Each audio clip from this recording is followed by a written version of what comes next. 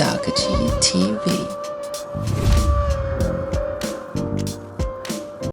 Sagaji TV, Sagaji TV, Sagaji TV. Y'all gonna get real annoyed with that real quick, but I don't care. So today is another overview. I think we're on episode 4 of the animes, where I picked a select few of anime to give my honest thoughts and opinions on them. So anime today, the first one I want to talk about is Romantic Killer. It was the next Netflix series, anime on Netflix, and I thought it was so cute and adorable. You know what sucks though? I think they're not gonna make a part 2 or season 2. I want them to make a season 2. That was very cute and very okay. So the main character is this girl who is basically a shut-in, not necessarily a shut-in, but she don't bother with nobody. She got, I think, one friend. Does she even got a friend? I don't even remember like that. I don't even think she got a friend. She into video games, snacks, and her pet. Sounds relatable? Does it not? Yes, it does. Only for me, it's snacks. Instead of a cat, Momohiki. Her cat's name is Momohiki. I have a purple pug. Yes, you heard right. A purple pug named Girl. That's my whole life, you know. And then video games. Guilty. Xbox, PlayStation, all that and above, Nintendo Switch. So she is 100% relatable. I don't even be worried about the world around me. As long as I have those things, I'm golden. So that's what happens. And what happens is, what is a fairy? I don't even know what he is. Anyway, Love Fairy comes into her life and says, yo, I'm taking those 3 things from you until you go out there and find you some love.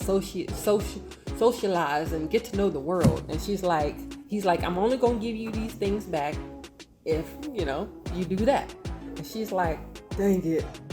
If it means I get those things back, I will do it. I think it was such a cute movie. The way, and it talks about certain things, like a lot of times, a lot of times when you hear a stalker, think about a girl being stalked, a girl having a stalker. Well, in this show, there's a guy who has a stalker, like a psycho stalker. Dangerous psycho stalker, and I like how they pull that element in there. It was a cute show. I hope they make a season 2, but you never know. Sometimes it just be up in the air. Sometimes you're like, how did that get a season 2? But this didn't. You know what I'm saying? Okay, the next one I want to talk about is Hunter Hunter. Ois. Hunter Hunter is the bomb. Okay, so wait, it's Kurapika, Killa, Gon, and Leoria. Those, which is funny because really it's just Gon and Killa. Like Kurapika and Leonardo or whatever, they're in there, but in the end, Gon and Killa still a show, which is crazy because if we want to be 100% for real, Killa is stronger than Gon. That's just, it is what it is. However, Gon is strong. I don't know why everybody want to be like Gon.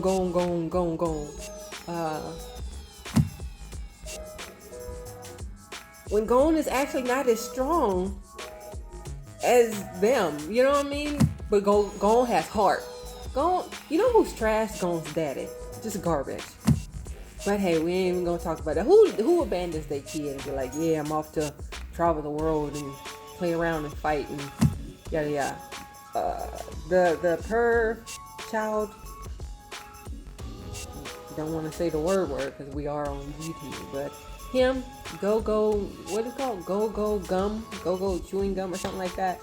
He was a cool character if he wasn't so like creepy in that not a good way type creepy, but he's a cool character. And then the one with the big eyes, I don't remember all these people's names. Anyway, main part is Killa was definitely stronger than Gon, but it was something. There's charming characters. Charming characters like him, Gon, is what pushes shows to go further. Naruto had that charm. He has that charm. Just certain characters have that charm. The only gripe I have about Hunter x Hunter is the last season with the insects.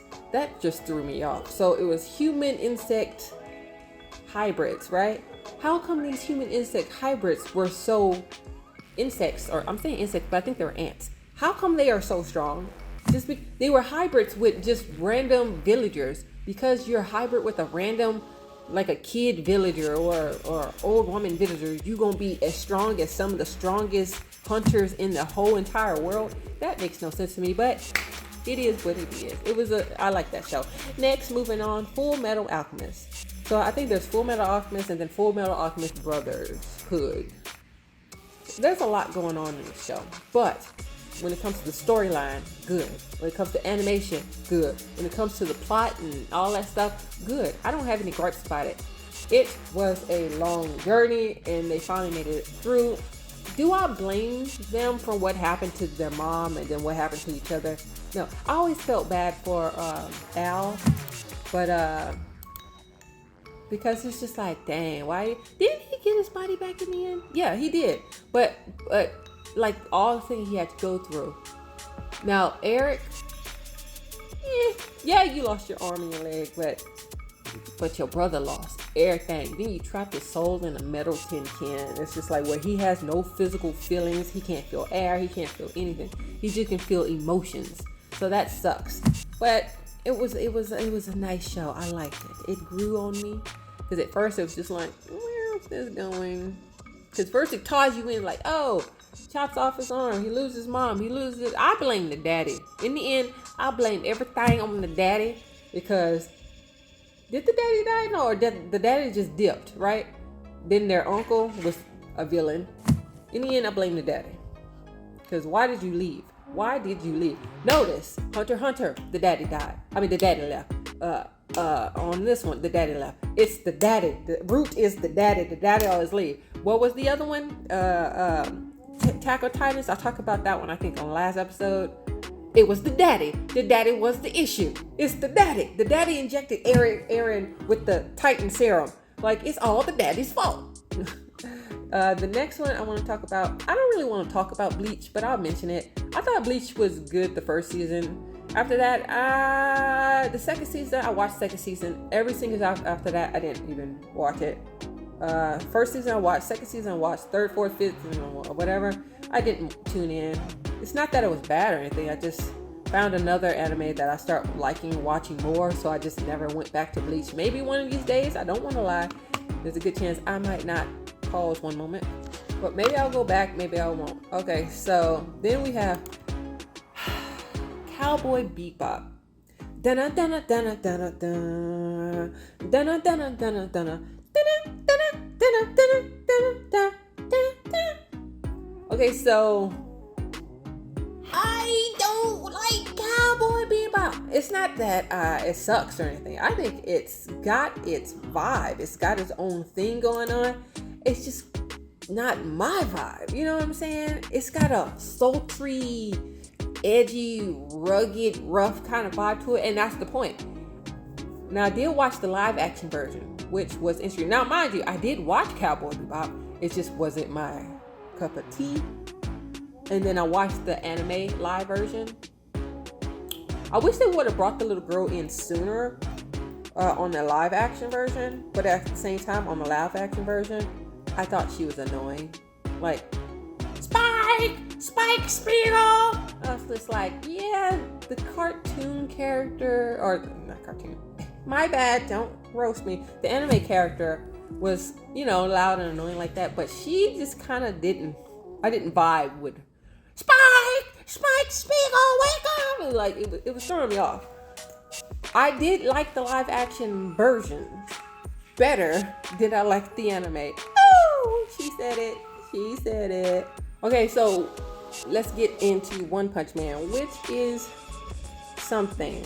Now, One Punch Man season 1, One Punch Man season 2. I've watched both of them. Is there a One Punch season Man 3? Because that lets you know already what I feel about One Punch Man. One Punch Man season 3. I know One Punch Man started off, it hasn't came out yet. I know it started off as a, what do you call that? A webtoon.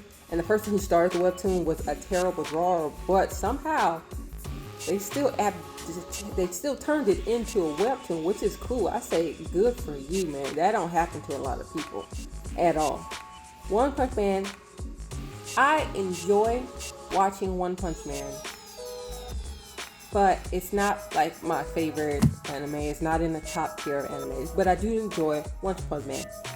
When I first watched the season 1, I think everybody had this feeling. Every time a villain came and it's like, dang, this villain's strong, and then One Punch Man come and kill him in one punch, it's just like, oh, okay, he wasn't the villain. Then the next villain comes, and you're like, ooh, maybe this one will take him down, and it's like, nope, he takes him out in one punch.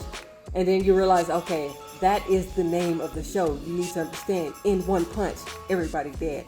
I think he is, what is his name, Saitama? His name Saitama? Yeah, Saitama. I know my anime.